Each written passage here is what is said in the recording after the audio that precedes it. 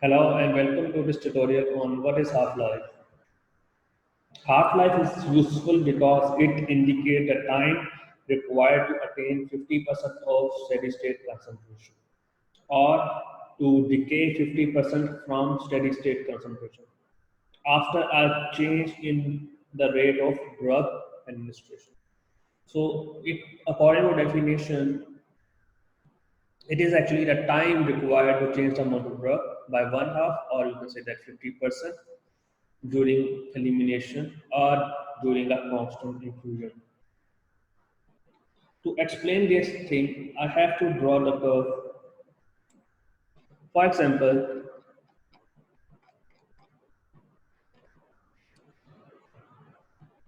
if a patient is receiving 300 milligram of theophylline, and then I'm going to draw the graph, and we have intervals from 0, 10, 20, 30, 40. This is time interval.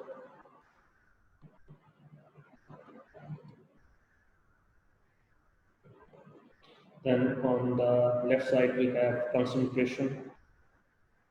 1, 2, 3, 4, 5. So what is going on actually? You can see after administration of 300 milligram of theophylline orally,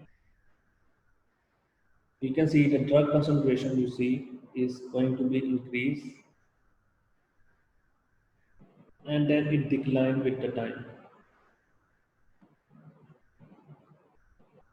When the drug is given orally, the serum concentration initially increases and while the drug being absorbed and then decline after absorption is complete. So you have to understand this is the first thing that the drug that has been given, if it is given either orally, the drug has to be absorbed and then the drug after absorbed, the graph will decline. We discussed this thing before in the previous lectures as well.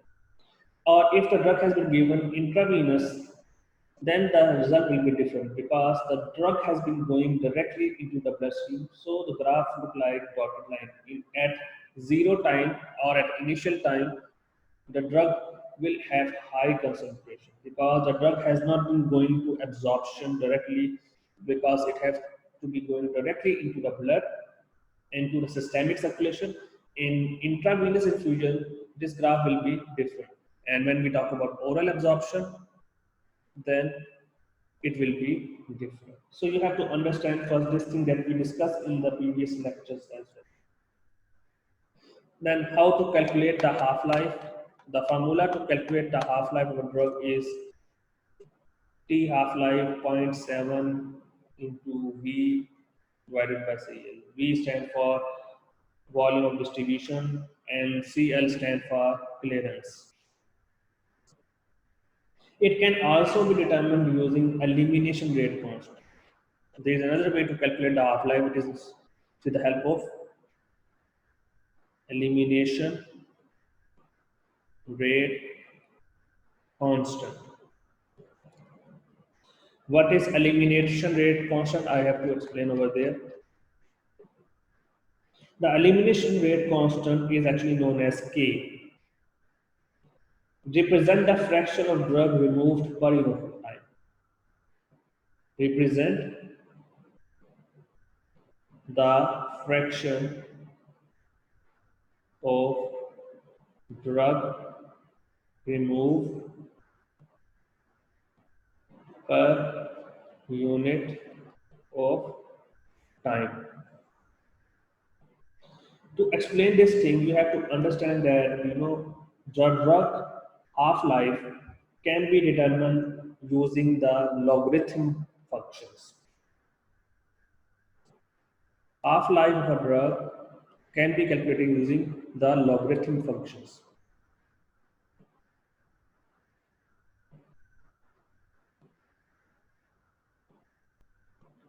What is logarithmic function? Why half-life is measured under logarithmic function? This is the question. why we calculate half-life or elimination rate using logarithmic function, or in simple mathematical terms, log. The answer is very simple. You have to understand that logarithm will come where there is an exponential process. Exponential process. It means if you see in mathematical terms, wherever there is an exponential process, we will calculate in any scenario using log. In simple terms, in this case as well, that the drug concentration is also a exponential process. But now I think you are not familiar with the mathematics, so I have to explain what is exponential process. Exponential mean increase, increase, and rapid increase.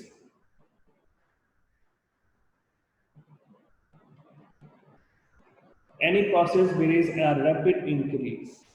So if you see in our case, like we have the graph, I'm going to plot time, this is the time, this is concentration. So what will happen? You see, it increase. The drug concentration increase with the time and then decline. It increase and then decline. So this is an exponential increase. How it could be called as exponential increase? Because it increased when the drug has been given, it absorbed, and then it suddenly, or with some time, it increased. So this is known as exponential increase.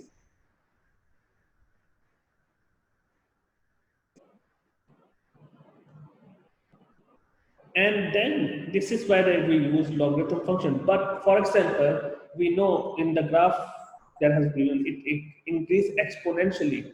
We just calculate using log.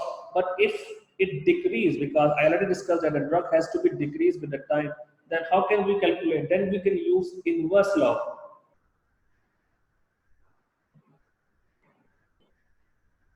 We can mention IN. So it means the log and inverse log both has been used to calculate the half-life of the drug. To determine the half-life of the drug, we need to know the K.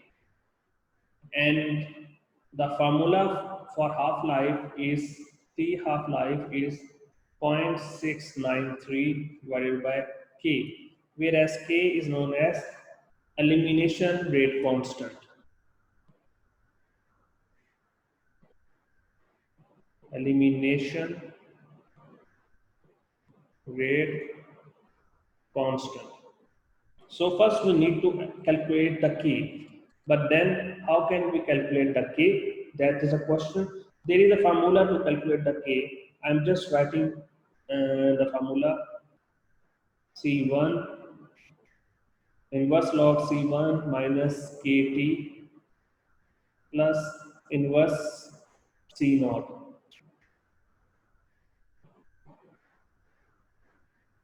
where C0 is known as plasma concentration at time t,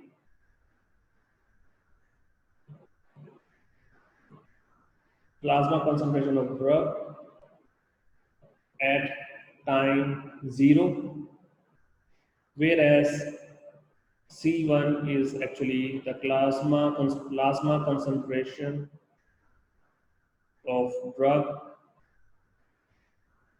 at time t. So we can calculate this formula. The K can be calculated from this above equation that has been given to you. And from that it can be calculated using this formula. I'm just showing you the formula. K is equal to inverse C1 minus inverse log C0 divided by T1 minus T naught.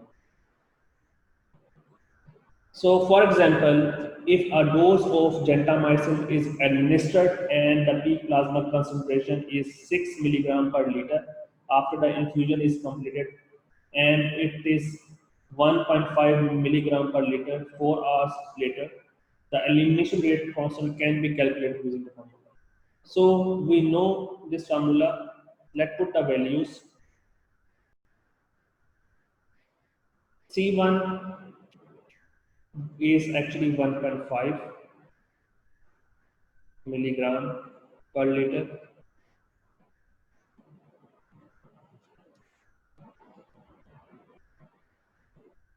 C naught is 6 milligram per liter. T1 is 4 hours. T naught is 0 hours. So by using the formula, we can calculate the inverse log 1.5 minus inverse log 6 divided by 4 minus 0. And after calculating this, we get the result minus 1.39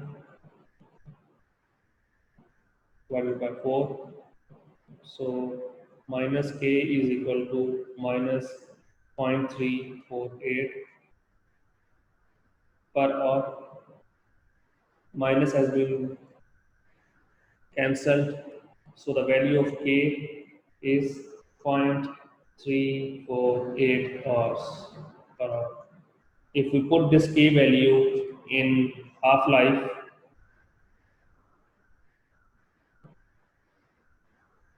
0.693, which is the standard value, divided by 0.348. So the half-life will be 2 hours. In this whole calculation, if you see, we need to understand the question first. When we say that if the dose of gentamicin is administered and the peak plasma concentration is 6 milligram per liter, it means the 6 milligram per liter is actually the value of C naught, because C naught is the plasma drug concentration at time 0.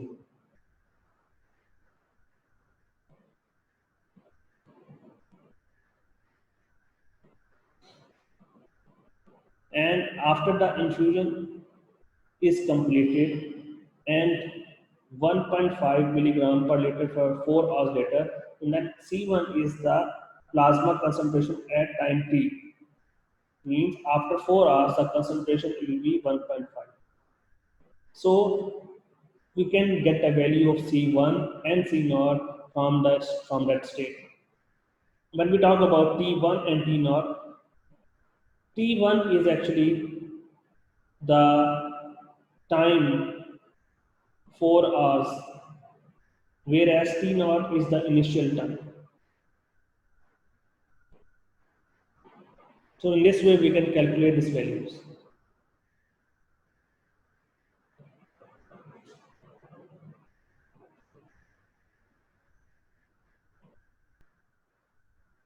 So thank you so much for today's lecture.